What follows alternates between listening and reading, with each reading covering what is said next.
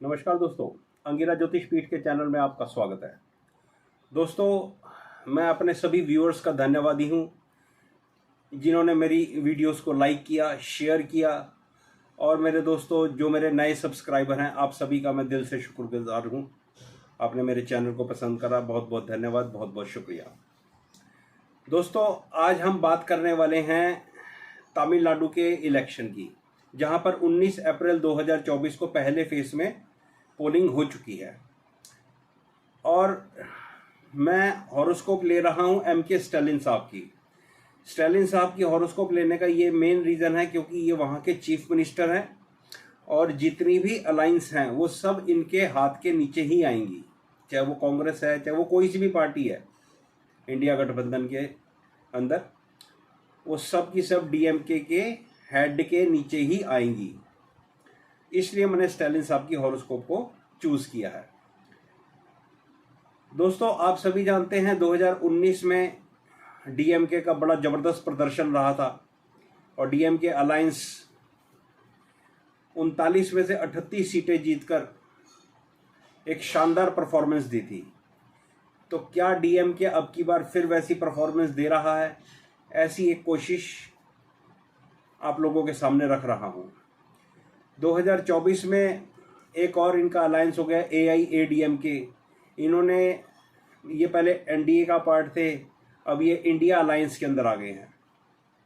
तो ये भी एक अच्छी पोजीशन है इंडिया अलायंस के लिए। तो देखते हैं कि स्टालिन साहब की हॉरोस्कोप क्या कहती है। मैं स्टालिन साहब की हॉरोस्कोप पे पहले भी कुछ एक अपनी ऑब्जर्वेशंस दे चुका हूँ, वो ठीक उतरी हैं। तो ये जो समय मैं यूज़ करता हूँ मुझे लगता है वो ठीक है। 1 मार्च 1953 को स्टालिन साहब का जन्म हुआ है। इनका लगन है वृश्चिक, नवांश है कन्या, सूर्य सिंह राशि में उत्तरा फाल्गुनी नक्षत्र का। ये कुंडली आप लोगों के सामने आ गई है। सबसे पहले कुंडली में हम राजयोगों की चर्चा करेंगे, उसके बाद फिर आगे चलेंगे, ज़्यादा लंबा वीडियो नहीं बनाएंगे।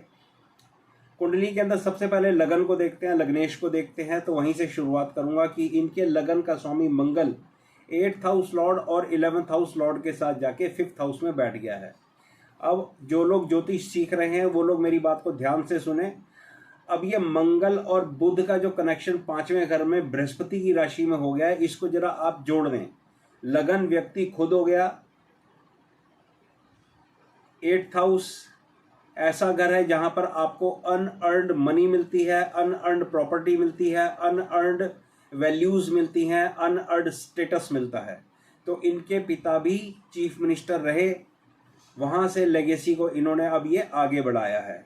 तो आप देखो, कोई बहुत ज़्यादा मेहनत नहीं करनी पड़ी, फादर के बिजनेस को इन्होंने आगे बढ़ा दिया। और ये कॉम्बिनेशन कहाँ बन रहा है?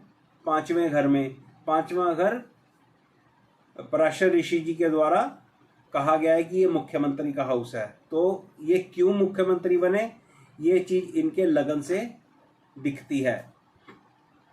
कुंडली में आगे देखें तो शुक्र और बृहस्पति का एक बहुत अच्छा राजयोग है। शुक्र कुंडली का 7th और 12th हाउस लॉर्ड है और बृहस्पति 2nd और 5th हाउस लॉर्ड है। तो 5वें घर का और 7वें घर का कनेक्शन, ये भी एक अच्छा कनेक्शन है पॉलिटिक्स के लिए। कुंडली में आगे चलकर देखते हैं तो वो चंद्रमा इस कुंडली का 9th हाउस लॉर्ड है, जो 10th हाउस में बैठ गया और 10th हाउस लॉर्ड से ही दृष्ट है। तो धर्मा कर्माधिपति एक बहुत स्ट्रॉन्ग योग बना हुआ है और 10th house Lord 10th house को देख रहा है, ये हाई स्टेटस को सिग्निफाई करता है। कुंडली के अंदर 4th हाउस लॉर्ड जो सीट को दिखाता है वो एग्जॉल्टेड है और वो बृहस्पति और शुक्र के राजयोग को दिखा रहा है।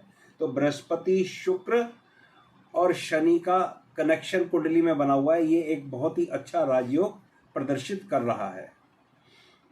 कुंडली में दशा की बात करें तो दशा, ये भाई साहब उत्तरा फाल्गुनी में पैदा हुए। उत्तरा फाल्गुनी सूर्य का नक्षत्र होता है और इनको सूर्य की दशा में इनका जन्म हुआ और सूर्य इनके 10th हाउस से कनेक्टेड है। और आप देख रहे हो this man is high status personality. तो हॉरोस्कोप मुझे लगता है एक्यूरेट है। राहु केतु की चर्चा नहीं करी मैंने, लेकिन मैं बता देता हूँ, राहु केतु की दृष्टियां मैं नहीं लेता हूँ। राहु जिस भाव में बैठ जाता है, जिस हाउस में बैठ जाता है, उस हाउस का लॉर्ड हो जाता है। 3rd हाउस में राहु को अच्छा माना गया है। राहु का डिस्पोजिटर यानी कि राहु जिस हाउस में बैठता है उस राशि का स्वामी बहुत इंपॉर्टेंट है। उस राशि का स्वामी शनि एग्जॉल्टेड हो गया है और दो शुभ ग्रह बृहस्पति और शुक्र से दृष्ट है, तो इस तरह से राहु भी स्ट्रॉन्ग पोजीशन के अंदर प्लेस्ड है। तो ये तो इस भाई साहब की कुंडली होगी और आपने देखा कि किस तरह से इन्होंने अपने पिता की लेगेसी को आगे बढ़ाया और आज ये एक कामयाब चीफ मिनिस्टर साबित हो रहे हैं तमिलनाडु के लिए। अब इस कुंडली को जब हम उठाते हैं, देखते हैं, मैं इस कुंडली को उठा रहा हूँ मई से, क्योंकि रिजल्ट जून में आना है। 19 अप्रैल को यहाँ पर इलेक्शन हो चुका है, तो 19 अप्रैल को जब इलेक्शन हुआ तो सैटर्न का प्रत्यंतर था। तो सैटर्न अगर उस हम पोलिंग वाली डेट 19 अप्रैल को देखें तो वहाँ पर अगर हम देखते हैं तो शनि की महादशा, राहु का अंतर और शनि का प्रत्यंतर था।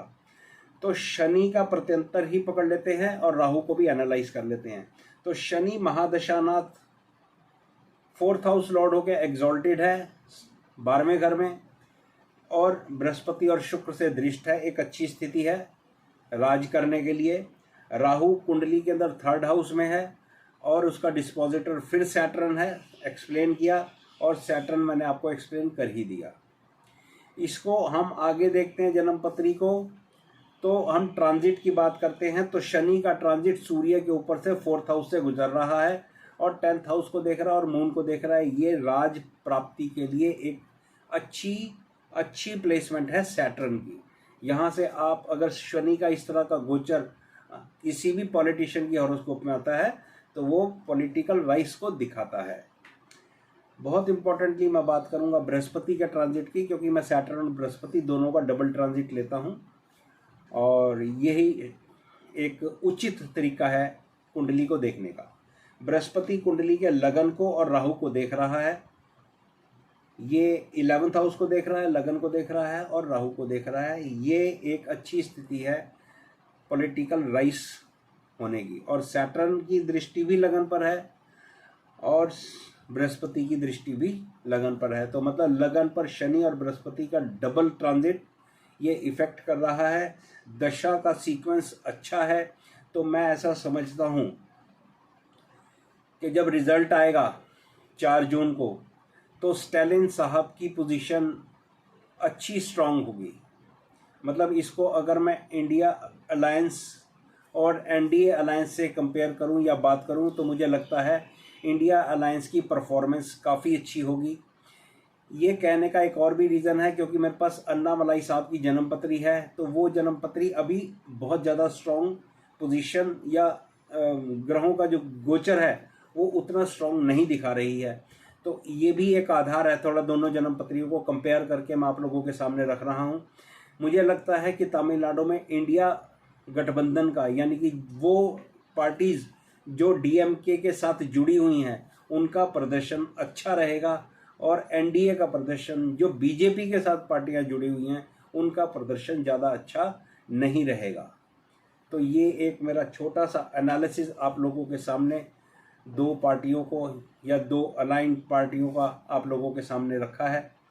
देखते हैं प्रभु को क्या मंजूर है। मैंने अपनी एक कोशिश आप लोगों के सामने रखी है और एक संभावना जताई है कि तमिलनाडु में मुझे लगता है कि इंडिया गठबंधन की परफॉर्मेंस अच्छी रहेगी। धन्यवाद मेरा वीडियो देखने के लिए। आप सभी लोगों का शुक्रिया, सभी सब्सक्राइबर्स का धन्यवाद।